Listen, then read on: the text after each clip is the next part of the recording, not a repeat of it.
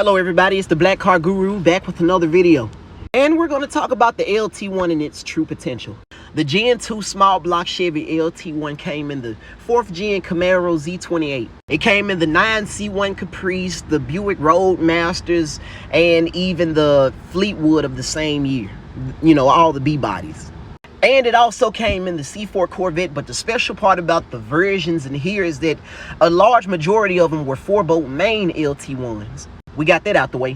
What made the LT1 small block Chevy so much different from its older brothers is its reverse flow cooling design. The engine featured a reverse flow cooling system that cooled the heads first and then the rest of the block, allowing for higher compression ratios. Things made 300 horsepower at 5,000 RPM and 330 foot-pounds of torque at 4,000 RPM. This engine also featured a 10.4-to-1 compression ratio, a hydraulic roller cam from factory, port injection, and the infamous, whether you want to call it good or bad, Optispark, aka the optically triggered distributor. It also had a bore of 4 inches and a stroke of 3.48 inches. Valves on this thing were also small. The intake was 1.94 inches on the intake side, and the exhaust side was 1.50 inches on the exhaust side. First things first, start off by getting some better heads. They already come with springs, so here's the maximum lift you can put on them. Upgrade your rocker arms. Stage 2 cam. Here are the specs for that cam.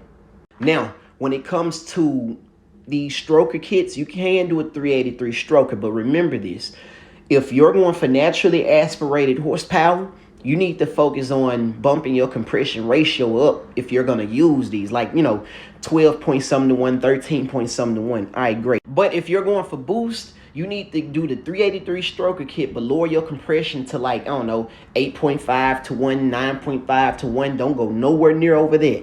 You remember when I mentioned the Optispark?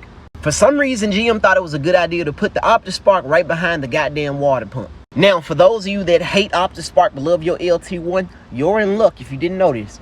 There's a company, or multiple, that lets you turn your LT1 into a LS1 essentially.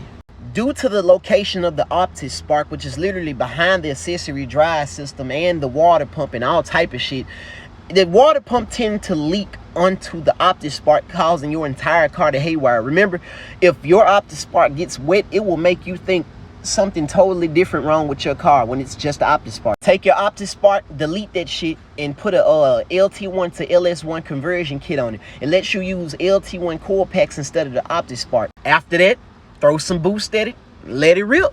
After this, throw a turbo on that motherfucker and let everybody have it.